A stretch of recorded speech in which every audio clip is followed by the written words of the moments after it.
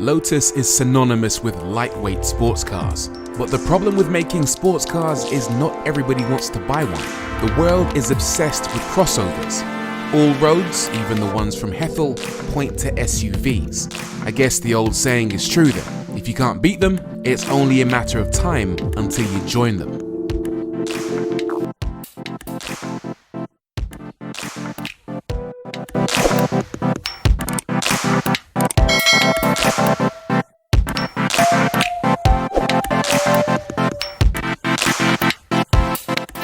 This is the Lotus Eletre, the company's first ever SUV, its first ever car with 4 doors, and its first ever mass market electric car.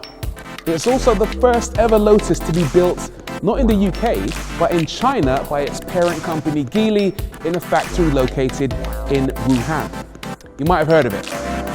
There's a lot to unpack here, so let's start with the name.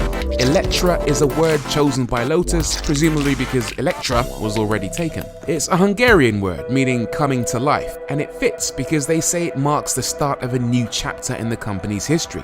Maybe a slight understatement there, as some might ask how it can be a new chapter when it looks as if they've torn up the Lotus rulebook completely.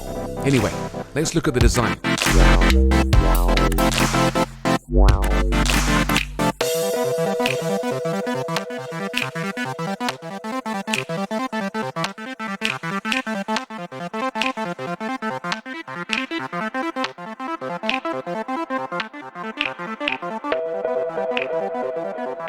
Gotta say a special mention to these lights as well, which look to me incredible. Very distinctive DRLs up here and semi-concealed dipped and main beams just below.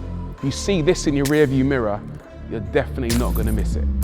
When you look at it in profile, you start to get a picture of just how big the Eletre is. It's what they call an E-segment SUV, which means in terms of its size, it's similar to a BMW X7, Mercedes GLS, or Tesla Model X.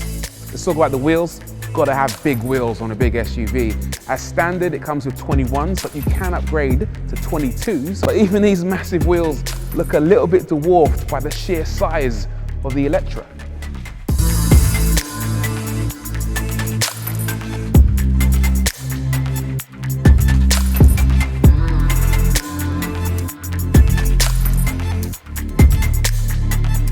The air outlet behind the front wheels is another example of porosity. Air flows from the wheel arch along the side, and this informs the sculpted shape of the doors, which have flush pop-out door handles and no door mirror.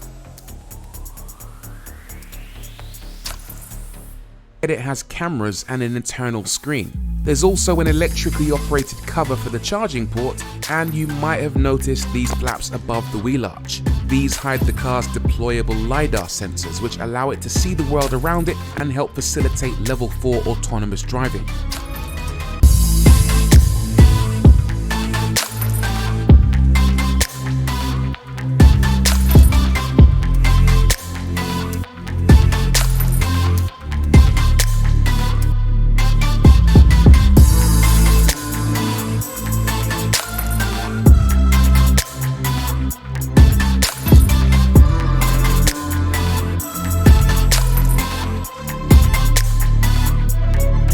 The interior is loosely based on the interiors of the Emira and Evija, but it's been taken to a whole new level. I mean, look at it, it's gorgeous. Up top, you've got this split level dashboard, which mimics the design of that split spoiler at the rear.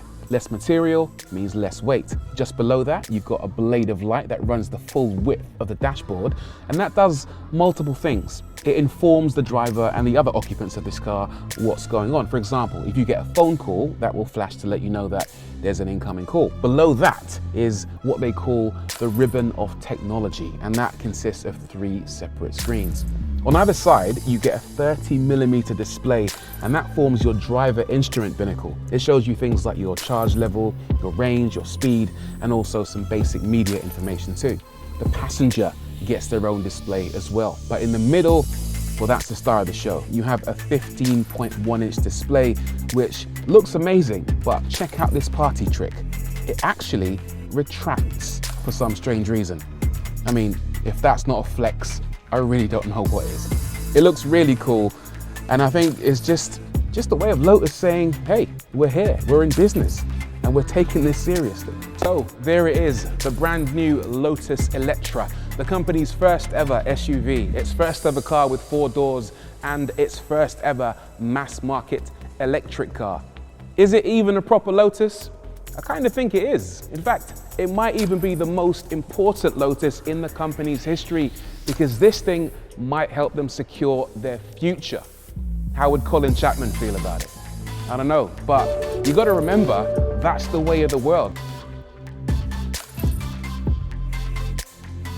As always, let me know what you think in the comments down below. Don't forget to like, subscribe, and I'll see you on the next one.